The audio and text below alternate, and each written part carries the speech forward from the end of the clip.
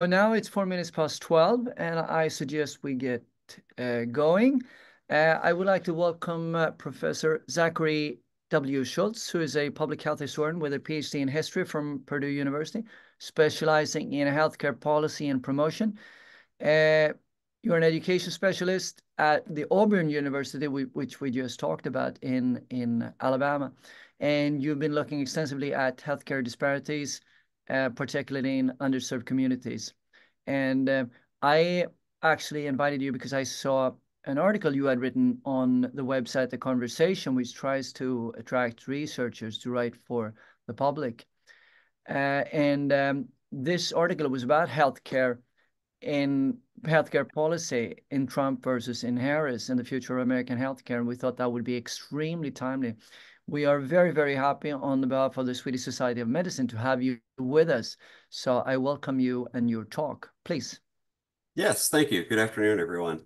Um, Here basically in that capacity of having that article written and the ties that we had with that as far as the politics are concerned lately. I do a good deal of research in policy and health promotion, finishing up my master's in public health actually this semester to make it even more formalized. But I'll be talking to you today, about the election that's upcoming and what's happening with that. And I'll try to relate to you all as best as I can my comparative health systems course in the United States.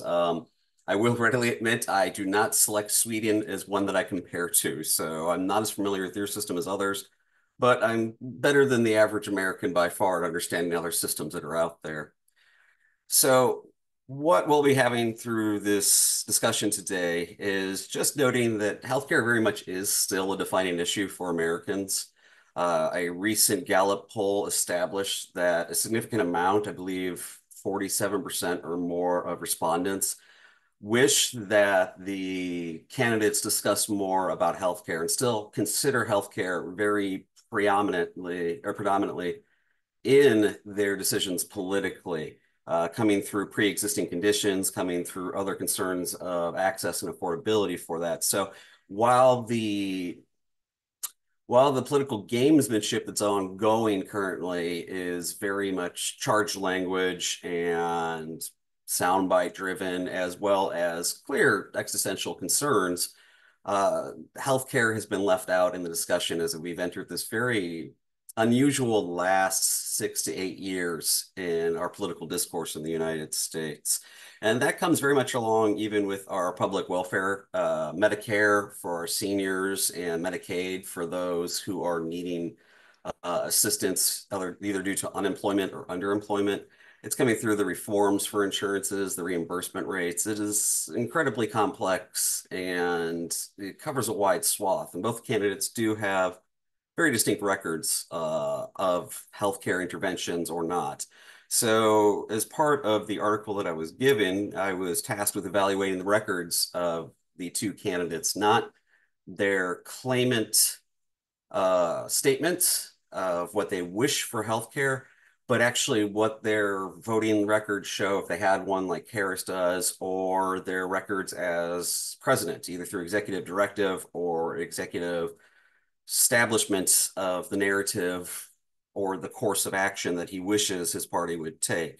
So the themes that we identified for that article, to avoid some themes actually, because there's a lot of research that's been done, a lot of publication done at the conversation about it, we limited it to a few things as this article originally came to fruition after the introduction as Kamala Harris as the Democratic nominee.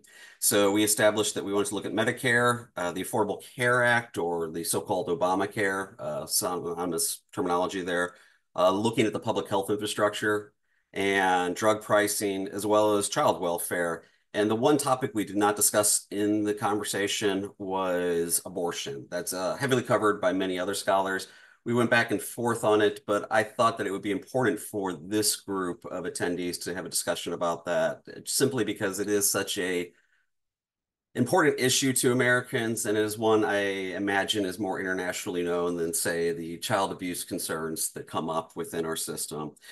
So the caveat that I brought to the article, also why they're interested in me, was my training is diverse. I have degrees in history, degrees in education, and nearly know my public health degree. So I'm kind of the college, not the university, but the college's expert in public health. But also, I am a patient myself and a lifelong consumer in our system. I am a cystic fibrosis patient. So it made sense that I had intimate knowledge both as a consumer and as a policy analyst.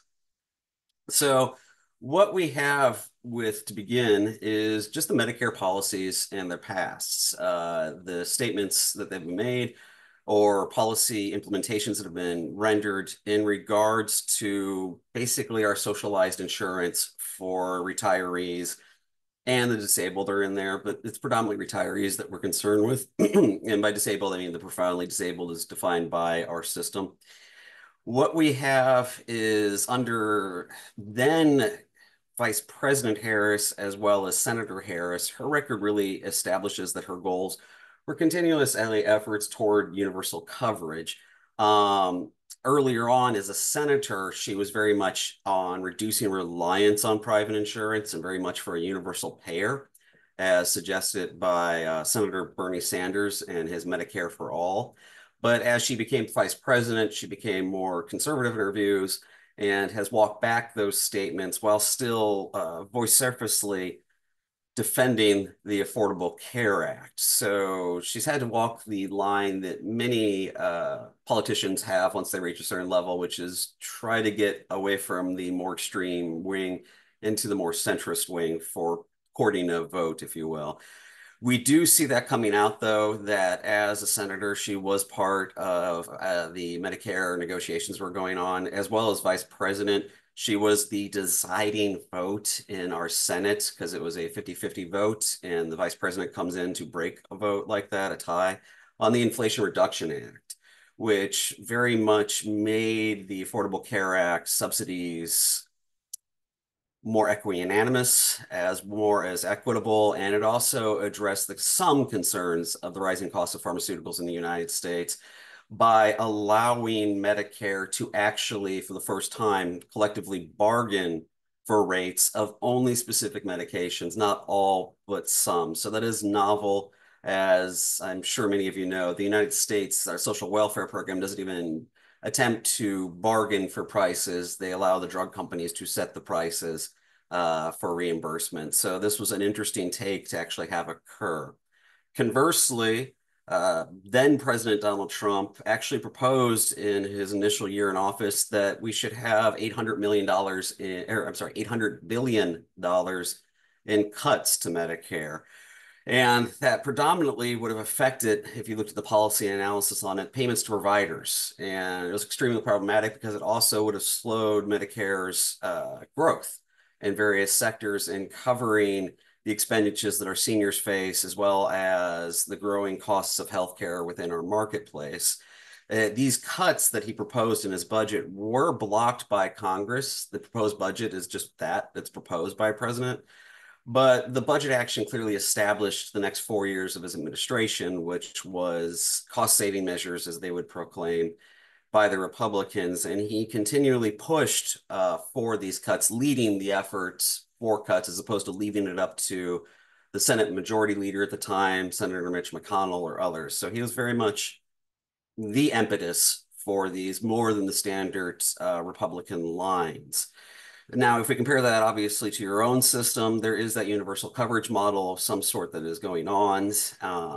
There is no separation for the elderly like we have. If you're under 65 in the United States, if you're not disabled as declared by our revenue service or social welfare networks, you are part of Medicaid, and that's by a state-by-state basis that you have to apply for based upon your income. So qualifications shift depending on which state you're in, who qualifies, the requirements to maintain your status, how long you may be on it. We have that interesting bifurcation there. If we're looking at the ACA itself, we can also see with Vice President Harris's advocacy that she actually, as a senator, multiple times voted against repeal of the Affordable Care Act and continuously has advocated for Medicaid expansion, which was part of the Affordable Care Act as well initially. The way that it was actually promoted to various states was the federal government would provide funds to expand Medicaid coverage for those that were needy. And the states then, in theory, could afford it. Not all states have agreed to the Medicaid package. Indeed, my current state of residence still refuses the package all these years later. I believe my state's the last holdout for this. And it does seem counterintuitive. It's not good public health. It is not good healthcare, but it is the entrenchment of our cultural war in many ways, as well as long-standing fears within the American South of government intervention in any sort. And this goes back very ephemerally toward the American Civil War. So this is why a lot of the Southerners are very resistant to these changes. She also suggested that we should continue protections for pre-existing conditions. I believe my memory is serving correctly, that 1 in 5 Americans do have a pre-existing condition, and the fears of that are before the Affordable Care Act, you could be denied health insurance coverage with an existing condition. As a cystic fibrosis patient, I had to maintain constant insurance from my mother up through myself. If I had any lapse in coverage because of loss of employment or failure to pay for that coverage in between employment, I completely out of my pocket, then the next insurer had every right to refuse me any coverage for my cystic fibrosis. So this is a very personal concern for me, and my own case is very emblematic of many others with many other chronic conditions as well as diseases. Now, Trump's rollbacks were very much attempts of repeated repeals. He campaigned on a promise of repealing the Affordable Care Act. The Republicans, up until his time, had voted some 40 plus times to repeal, and they failed every time. And this eventually ended up with the infamous vote by then Senator John McCain, or late Senator John McCain, to actually turn down the repeal. This very much disrupted efforts for repeal of the ACA, but the lasting legacy was still there. While we did not have an outright repeal of the legislation, we did have a de facto gutting of the legislation. Republicans and various committees and the Senate went through and removed many of the mandates. Our Supreme Court, while proclaiming a political neutrality, is extremely conservative at this time, to the point even Americans are recognizing that the court is a partisan agency nowadays, which is highly unusual and the first time majority of Americans have ever felt that about the court. And many key aspects of the Affordable Care Act were removed, including enforcement of individual mandates. The way that it was to be afforded was you had to sign up for health insurance, or you paid a significant tax penalty for not signing up for insurance. That was removed. You do not serve a tax penalty anymore. And this has created the obvious conundrum that public health experts would recognize. The system enrolls the sickest, the healthiest do not pay into it, and the costs go up as insurers need to cover their sickest patients without the influx of healthier patients to subsidize the care. The ACA exists very much only now in some efforts of Medicaid expansion and the more popular agenda items of pre-existing conditions being covered and various elements of preventative care, like birth control being free for individuals still, as opposed to paying for a prescription for birth control pills or that sort of thing. Vaccines being mandated coverage completely free. But we are very much still a private run industry in competition with one another. But the competition is for enrollees. It's not competition of a free market. Healthcare is a closed market. We do not have competitors. We can't shop around where we get our drugs or who our physicians are per se, because there is no Walmart. There is no competitor. You're in it, and prices continually rise. There is no laissez-faire economics to it. So comparatively, there is that lack of individual mandate within your own country. There is that idea of lower reliance on private insurance. Americans are very much xenophobic as a people, understandably. If you think about how we're isolated geographically, just the long entrenchments of ethnic and racial biases. But the fact is, many Americans misconstrue that other countries do have private insurance, such as Canada, with a public system of private insurance, supplementary, or other nations having such. So there is the long legacy of fear of government intervention, long legacy of associating communism, oddly, with government intervention. And before that, even, it was the fear of the, quote, Hun. We should resist social health care because the Kaiser put it in place, going back even to Bismarck's institution of it. So this weird creation of fear of other, opposition to other, to our detriment. We do not like learning from other people's societally, it would seem. Now, regarding the public health infrastructure, we can see that really being very clearly outlined with the SARS-CoV-2 pandemic. And what you have is we have a series of community health centers that are funded across the states based upon funding from the federal government. These centers are far and few in between. There's 49, I want to say, in the state of Alabama. Only 4 offer dental coverage. And of those 4, only 1 has a clinic for dentistry in it. They're very underfunded, but it is a basis there for at least some access to underserved communities. There's also the investment in preventative emergency care structures tied to the opioid crisis, COVID-19, the tests being free for some time, vaccinations being free for some time. That has since changed. And you see some emphasis under Harris that we should be ready for a public health crisis, particularly after the pandemic. This is something we should prepare for. Conversely, we do see that Trump's actions for public health were catastrophic. His emphasis on trying to cut the budgets from his early administration throughout and Republican acquiescence to such demands really removed a lot of funding for the Centers for Disease Control. Disease Control and Prevention. We see the our Office of Epidemics being gutted and removed.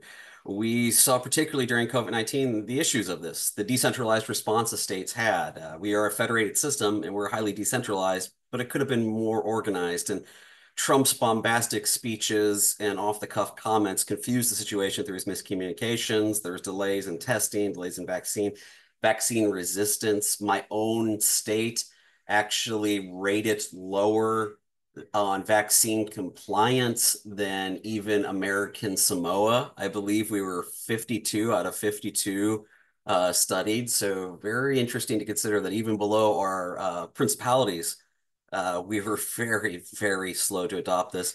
And despite Trump claiming that his funding of Operation Warp Speed was a shift, it was money thrown after the fire had started. So there's a lot of issue with the public health system.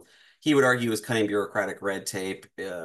Bureaucracies exist for a reason. Bureaucrats are good. They're the actors on the ground who initiate the things. They're the ones who know what the policies are and go into it and all this. And if you remove professional bureaucracy, you're going to have the number of casualties that we had in the United States. You're going to have the misinformation we had in the United States. You're going to have the polarization based upon healthcare concerns, which is not unusual in U.S. history. The influenza epidemic or pandemic of 1919, there was Americans resistant to mask wearing. That's a long tradition of don't trust the government, but it was made worse this time. And there still would have been very much, many public health experts believe, several 100,000 less deaths if we had actually organized appropriately, responded appropriately. But we didn't, and that's what we have to carry with ourselves. Tied up within this infrastructure is deep concern among the Americans on drug policy and drug pricing. This is where we spend the largest amount of our health dollars in the United States, more than hospitalization, more than preventative medicine. It's on our pharmaceuticals. We are a very pill-happy nation. If there's a pill to cure something, we'd rather go for it. Consider Wegovy, Ozempic, yes, miracle weight loss drugs. For many Americans, that's easier than caloric intake control and working out. There's some that legitimately need that. I understand that, having worked in hospitals myself and watched many stomach staple procedures, if you will, gastric bypasses. But we don't like the hard way. We don't have the infrastructure to support the hard way. Sidewalks are very rare in many areas outside main cities. We just don't emphasize that aspect. So drugs are our answer. So we do have, as stated before, Harris did support that Medicare could engage in price negotiations. There's also support by her for importation from Canada of certain drugs and generics to reduce consumer costs. Um, this is, of course, not what the Canadians want. They have their supply for themselves. So Canada has not been too enthusiastic about that and has not really participated with that, understandably. And the basis is to the drugs that are being subsidized are not exactly the ones that are driving the costs of the system that high. It's understandable if you're a senior on a fixed income, but it is problematic. But it is the continual solution we've seen many states adopt individually. There's some states that actually pay for their seniors to fly to Canada to get their drugs. It's cheaper for them to do that than actually pay out the rates. There is organized trips down from California to Tijuana in Mexico to get you drugs. So we do try to outsource this, interestingly enough. There is attempts to also, by Harris, create transparency in the industry. The idea on that is to prevent the monopolistic pricing, improve public access, but you can't break up a monopoly if you can't actually break up the control of the network. Who creates the drugs? Who has the formulation patents? Who has the actual tools to make these drugs? I cannot make my cystic fibrosis drugs in my house. One of the drugs that I'm on has been off patent for over a decade. Well, nobody makes it because there's only 48,000 CF patients, except for the one company that's always made it. So the price is always fixed as high as it was when it was still on patent. So there's a lot of interesting policy attempts here. To be honest, my personal take is they're very much band-aids over a gaping laceration. And we're ignoring the laceration on the back that we didn't put a band-aid on. So it's a bleed out everywhere. Trump's record on pricing is somewhat mixed. He did have some ending of mandatory price disclosures in our ads. We are one of two nations in the world that actually has drug advertising on TV and in magazines, the other being New Zealand. They used to have to declare the cost of the drugs. The manufacturer suggested a retail price. He ended that basis, and that really creates the confusion within the market too of the negotiation of your individual insurance dictates the cost of the medication as opposed to otherwise. Drugs that I'm on for my CF are negotiated down to $23,000 insurance will pay for this, and I owe $3,000. And other patients without insurance, oh, they owe the full $27,000. And oh, you have a minor insurance. Oh, yours is a completely free ride. So it's a very shadowed world. He did have as well the Canadian imports, but that was limited implementation that was coming out with it. And indeed, some of his own record, which is not mentioned in the article, he made pricing incredibly difficult. One of his last executive decisions, which can be done without congressional approval, was actually to put on copay accumulators. So copay assistance programs through various pharmaceutical companies were no longer counted toward a patient's yearly out-of-pocket max. So for myself, that's very much a thing. If those $3,000 I'd owe used to be picked up by the drug company, once I hit a certain limit, the drug company stopped paying for that at about $20,000. So come July this year, I was out of medication, and it is a cornerstone medication to treat the disease. So what am I left with? Rationing, begging, trying to figure out things. I'm a fortunate CF patient. I have low expressivity, but what about the unfortunate? What about what's going in there? This is why you see insulin being rationed in the United States. The copay assistance programs there failing and patients dying very much through having, I'm sorry, I'm blanking this morning, hypoglycemic or hyperglycemic death. And you have this concern tied to the drug industry.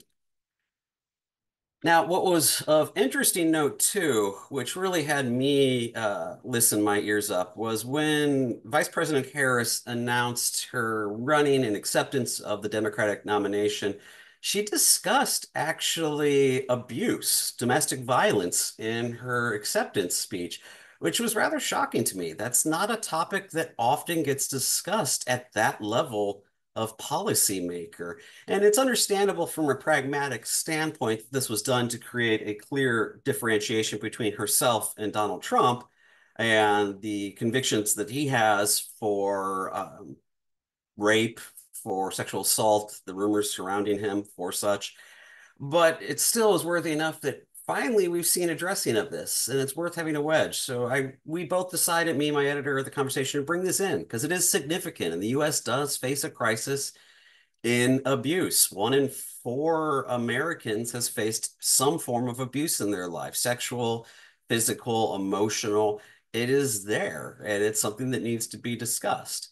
So as Attorney General and Senator, she really prioritized child welfare and created very much supporting survivors networks in California along the lines of preventing domestic violence and supporting child services for investigations into the home of suspected child abuse.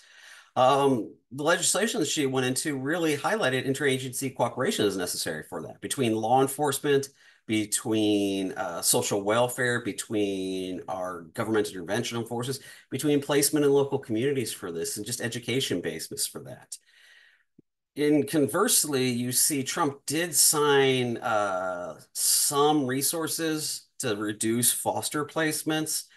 Um, the analysis on that by economists, though, suggests that the cuts actually undercut the gains. So while he did have this as wider cuts, really limited some of the issues that were going on.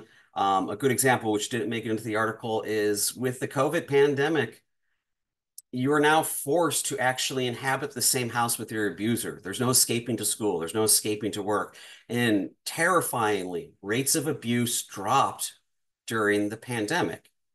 Why is that? Well, the rates dropped because they weren't being reported as much. You didn't have third-party reporting from the teachers, the other witnesses, from coworkers.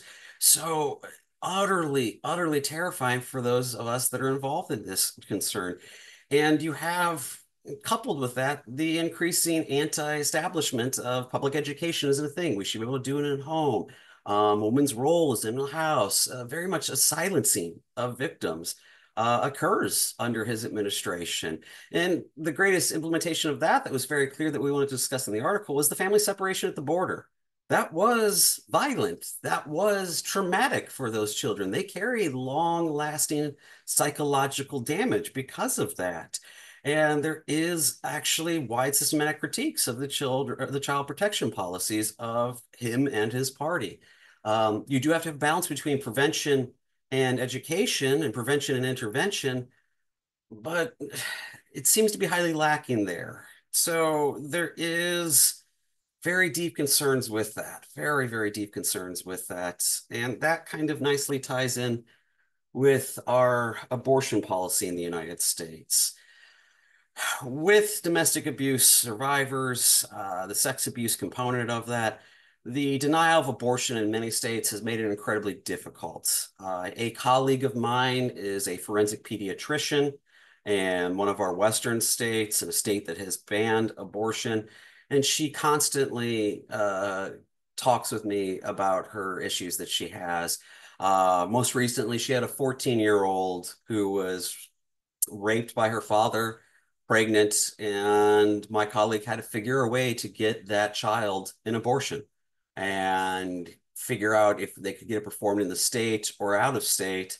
And the idea that medical providers are not the arbitrators in this, it's actually the legal courts that make the decision, not the physician. The physician can make the call, but who decides if that was the right call? The court system. I don't know about many of you practitioners, but I would not trust a jury, a lawyer, or a judge to determine a practitioner's call, a clinical call.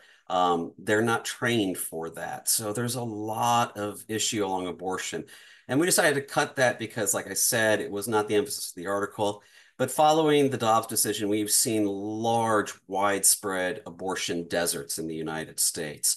Restrictions were already there based on concerns of viability and for early term or whatever weird arbitrary designations that are considered. Indeed, the Dobbs decision mentioned quickening, going back to the 17th century. I never thought I would see what my initial study of PhD, early modern 17th century England would come back, the witch hunter generals being quoted by the Supreme Court of the United States. But you do have significant logistical, financial, and travel barriers. I have a friend whose daughter is 15 and has started to engage in sexual activity. She had unprotected sex. Luckily, the Plan B birth control has prevented her from becoming pregnant. But my friend and I had a very deep conversation of how do we get his child from a southern state up until a northern state if we needed to? How do we do it quietly through subterfuge of renting cars or organizing quiet things, making sure our phones weren't with us? Is it that level of oversight yet? No, but it could be. And we're seeing that. And it depends on if the law if it feels like investigating it. Many southern states are trying to create very much fugitive slave acts, where the claim originally was a slave crosses into the north, they're free. No, they're not. We can come and get them. Oh, a woman can leave the state. No, she can't. We can come and get her and arrest her for abortion practices. Now, Harris has consistently supported federal protection for reproductive rights, accessibility to abortion, as well as accessibility to birth control. That is actually not completely free for everyone if your employer objects to it on a religious grounds. So there is this emphasis on choice, and she's very much aligned with that. There is hopes this election that women are the ones who are voting because of their reproductive choices. Trump has aligned with conservative anti-abortion views, the very extreme fundamentalist views of the United States on banning abortion in all cases. He has since walked that back and tried to play gamesmanship on it, but we know that you can trust someone to tell you who they are, and Donald Trump has very much done that. But his waffling is muddy the waters for those who are open to his message. And our media has not done a good job of dissuading the miscommunication as they seek to maintain a veneer of impartiality. So we also saw as the Supreme Court justices that he appointed. Many were very staunch opponents to abortion, despite their claims that they would not be.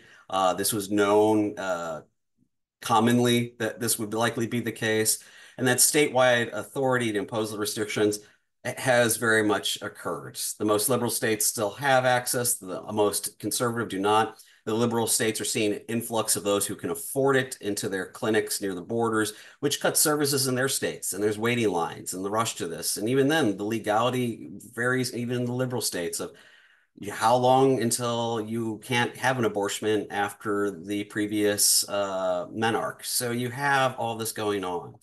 There is access inconsistencies then. There's implications for the providers. We're seeing flight of obstetrics and gynecologists leaving various states. Alabama, my own state in the South, we're having a decline of OBGYNs. They're leaving. Why would you practice in a state where you cannot practice medicine to the fully when it's appropriate for you to do stuff? Even a ligation is risky for some people's minds. Even the idea of miscarriage. Oh, well, it was clearly an abortion by the doctor. It is putting fear in the medical community, and rightfully so. They should be afraid, but it is also creating problems for those that need OB care here in the States and what remains. So fundamentally, to summarize, we really face within this election stark ideological constraints. The view of public right versus privatized model in the US is very much part of the agenda, even if it's not being discussed that much. The coalition that Trump formed is very much along the lines of creating a privatized model. This is to say that this has not always been the case. Conservatives were for abortion in the past. They were for many other concerns. The Affordable Care Act is based on then Governor Mitt Romney, Republican nominee, eventually, and now retired Senator Romney, or soon to be retired Senator Romney's plan for the state of Vermont. But the conservatives of the early 21st century and the late 20th are not the same as they are today. And there is wide access gaps because of this. Globally, it is very much there as I teach my students in comparative. How do we all face the goals of cost control? How do we all deal with preventative medicine, the emergency responses that we have? How do we deal with chronic care versus acute care? Analysis of differentiated systems is important to actually implement changes in any one system. My students come in thinking Canada has it great, and they realize Canada doesn't have it great. And maybe France has some good ideas. Hey, the Germans got some interesting stuff going on. The NHS is kind of intriguing. There needs to be an analysis, a trusting of experts to do this analysis of shared challenges. While the rates of US costs are going up disproportionate to the rest of the world, everyone's costs are going up. And there is always obviously potential for collaborative learning on this front. While I'm not a clinician, I'm just a informed laity. There is approaches that we all could share, and it's important to have these conversations because of that. So with that stated, I have basically come to the conclusion of my talk. I do appreciate your time, and I guess I can turn it over. Hopefully, I haven't been too early. Thank you very, very much, Zachary. This was a very interesting talk and also very timely, given the upcoming election Tuesday next week. So I encourage everyone to submit their questions. Uh, while you do so, you can either do so through the chat. The chat is probably the easiest way. There's also a Q&A, questions and answer box that you can write in. One thing I didn't really understand, Zachary, was the connection between the IRA, the Inflation Reduction Act, and the Affordable Care Act or the Obamacare. How did these two connect, or how did they influence each other?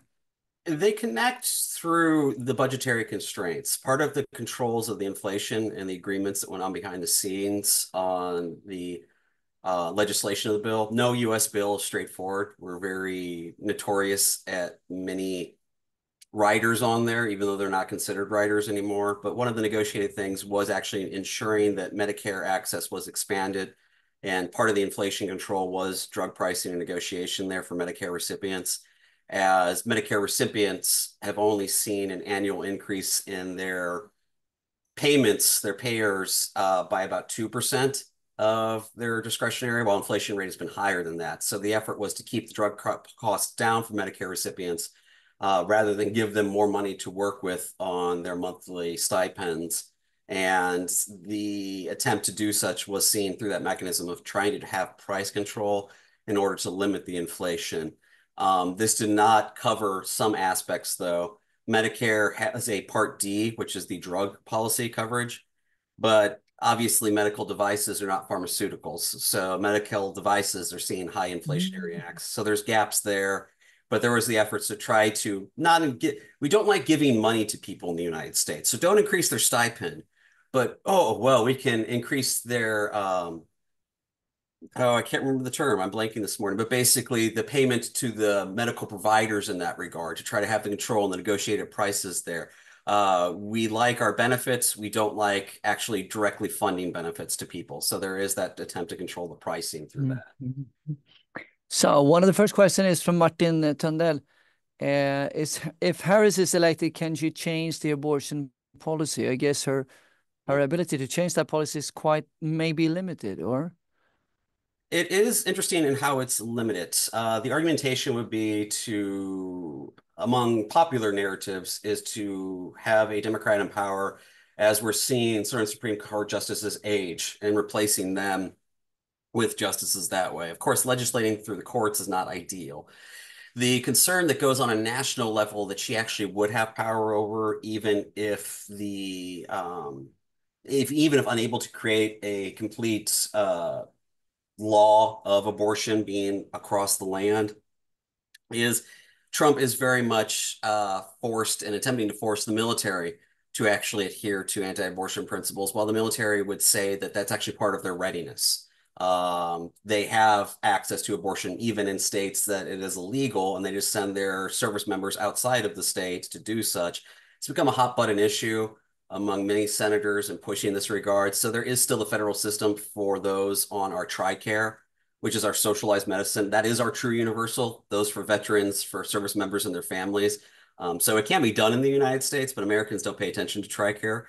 But what you have is controlling it through our federal service members is one way she could actually have that continuing promotion of it. And of course, the president cannot directly intervene in a legislative matter. The president is imperial in some ways compared to what it was conceived to be. Executive directions, that sort of thing. We've really succeeded a lot of our power to the courts and executive, but they do set the agenda and they can keep harping on that aspect of it. And there is some things that she can do, even if it is trying to ensure that funding goes to healthcare centers that have discussions of family planning without abortion. Many of the family planning network here is you have to be careful with it. Some of the family planning are very much birth control, discussing of proper nutrition. Others are very much, oh, you should still have your child. Just give it up to the church or for adoption, and very, oh, never do an abortion. Oh, you don't need birth control. So having that kind of touch through the infrastructure of public health and reaching out is another way that she could definitely Oh, yeah. get. Interesting. So what do you think would be the first thing that Trump does in healthcare policy, in case he gets elected? What is his most urgent, question, task? The intriguing thing is if we're looking at healthcare, my first glib answer is, well, we'll export anywhere between 3 to 16 million immigrants from his claim the Mm, other day. mm, mm, But the idea that he's putting forth recently is he has walked back his statements saying abortion should be protected up to 4 weeks. His backers have not said that. I think it's very much political gamesmanship. I think the one thing that he would be interested in for healthcare, which has been a very hot button issue, and he could give a win on even to conservatives, but not the very zealotous conservatives, is protections for in vitro fertilization. IVF was ruled even within my own state, which caused consternation across the United States, as a fetus is a person, and a clinic that actually accidentally had a individual walk in and destroy yeah, some. yeah, yeah, Yeah. So he definitely, I think, would address the IVF rather soon.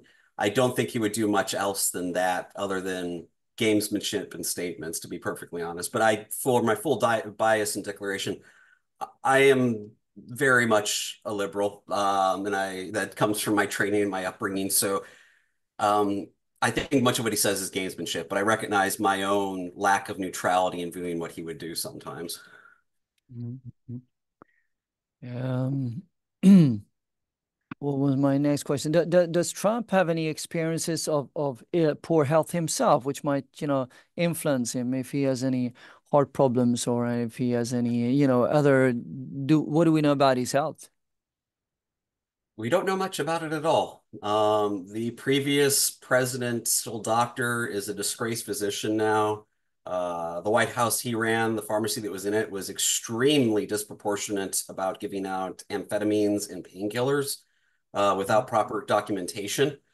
Mhm. So he would state that Trump was perfectly healthy and was not overweight and was fine with COVID. I still always remember Trump taking off his mask after coming home from his COVID infection and the shortness of breath he exhibited after walking up the stairs. He looked like an old man about ready to drop as he was pumping his fist due to his lung infection that was going on at that time. So we don't know much because the statements of him and his physicians, he would say he's rigorously healthy. Colloquially, Americans, typically the typical American, not the strong bias one way or another, would see him as an overweight old man. There is deep concern currently in the election with his mental processes. Rumors of he's had strokes. That's why he's acting somewhat more senile than lately. With Biden dropping out, there's discussions of his geriatrics even more now that he is the geriatric a candidate, but we don't know other than speculation. And that's kind of the concerning thing there. Of we don't know. And even in his own lifetime, he had supported abortion through the 80s and 90s. Um, since becoming a Republican, he is not. So it's that. Okay. So in case Trump wins, who will become the next healthcare minister in the US? That is anyone's guess. I don't believe it'll be our previous one. I can't remember the physician's name that was actually the head of it, Mhm. but there is great fear that it will be someone who is misinformed again and Mhm. have that kind of partisanship that comes into it, as we've seen previously. There would be a clearing out, I believe, of the Surgeon General's office again. The National Institute of Health would face substantial grant cutbacks on research during his administration. There's a great fear of that. But the actual administrator, it's unknown. It's just generalized fear considering previous administration under him. How is Trump's relationship to the CDC and as you mentioned, the Surgeon General, another Mhm. institution? Does he have a good relationship to them or? It is acrimonious, particularly since the pandemic, particularly the CDC, the lack of trust for experts. One can only look at Anthony Fauci. He unfortunately has become politicized. On the left, he's seen as a Saint Fauci. On the right, he's seen as a demon.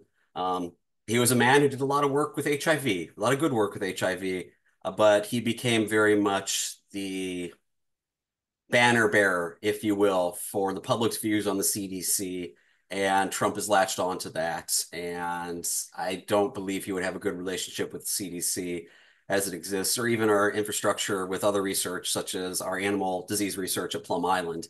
Many of my more conservative, typical conservative colleagues in agriculture and animal sciences are deeply concerned of Trump as well because of the risk of various zoonotics as well as devastating diseases for livestock that could disrupt the economy and lack of funding and understanding of that basis. So there's very much fear all around among clinicians and researchers, and it has come back to that acrimonious relationship. He does not like being told he's wrong. Okay, so what is the how much does healthcare mean to people during this campaign? Does it impact on their choice of presidential candidate? I mean, do people choose either one because of their healthcare policy? I believe so, but the thing is, healthcare policy is such a wide tent. It can be so many things. It could be mental health. It could be trans care. Many of my friends who are transgender are deeply concerned with it. Some even consider fleeing the country or fleeing the state that they live in. Abortion access is part of healthcare, so deep concerns among many women on that regard. Patients, such as myself, totally. Diabetics who are knowledgeable about their disease process, totally. But at the same time, there's plenty of CF patients that are conservative, plenty of people who are against abortion, plenty of people who are diabetic and against liberalism in the United States. But I do believe healthcare is a corner there. Costs, care access, what is considered care, how do we address the issues facing our country, even down to the level of we are finally starting to see the addressing of mass shootings as less a mental health crisis, more as a public health crisis, and indeed more as a crisis in general. We can actually start seeing research into gun violence being approved by the government for the first time. So there's a lot of concerns riding on it, though I think many voters would not classify themselves as healthcare. Their topics are tangentially or directly healthcare related. Well, why do you think it is that the United States seem to have so difficult to imitate other countries' healthcare systems or become inspired by or learn from? So to say you're a bit of an isolated island, or Um, I think it's some of the issues that face all nations. Clinician shortages due to the selective processes of filtering through schools and defense of, various professions because of the licensure process, rightfully or wrongfully.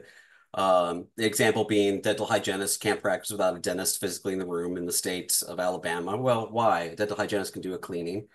So some of it's just the institutional structures that face everybody. I think in the United States, it comes down to a few factors. One's the geographic scale of the United States and the sheer spread of it. Uh, our comparatives would be China or Russia by scale, and they have very different models. The other instance is within itself our weird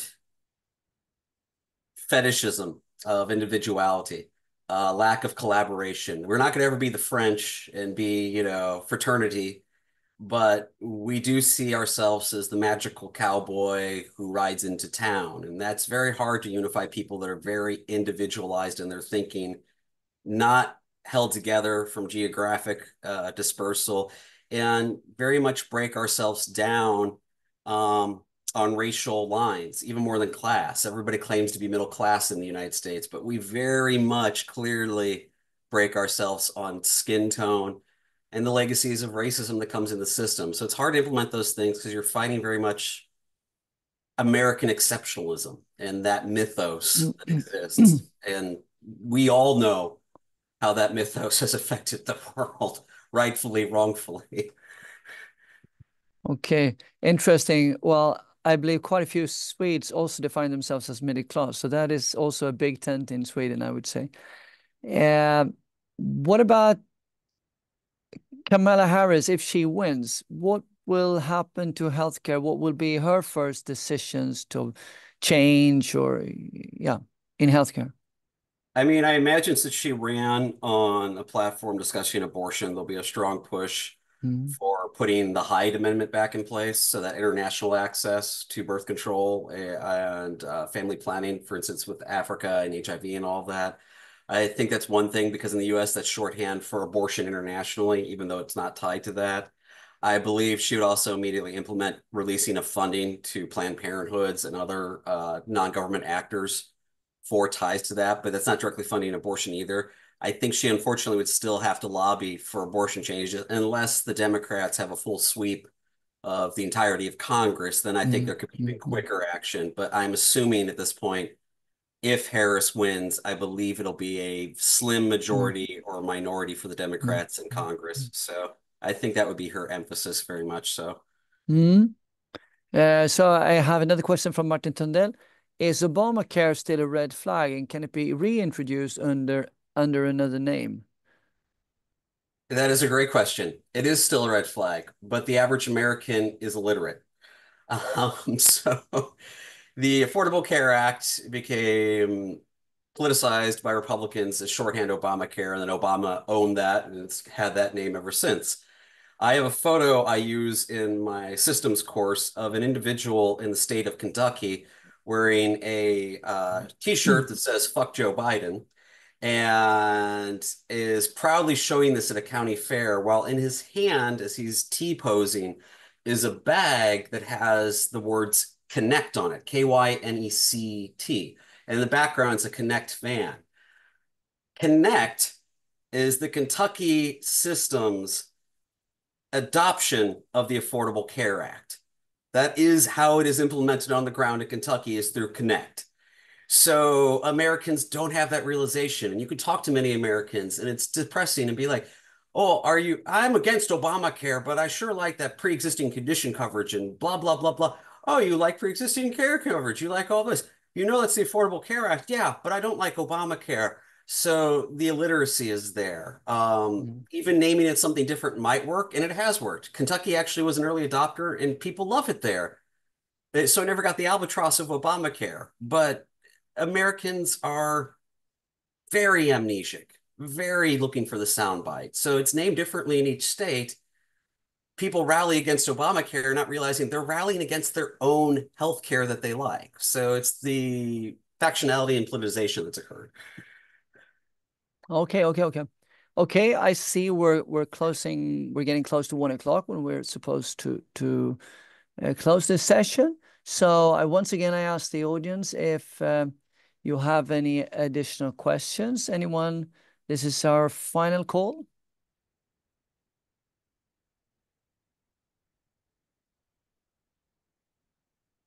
Okay, so if there are no more questions, I'd like to thank you, Zachary, for giving this talk. It was very, very interesting. We're all very much looking forward to the presidential election. It's going to be a toss-up. So Yeah. thank you very, very much, Zachary, for all this on behalf of the Swedish Society of Medicine. Thank you very Thank much. you for Have a having nice me. day. Thank you. You too. Bye.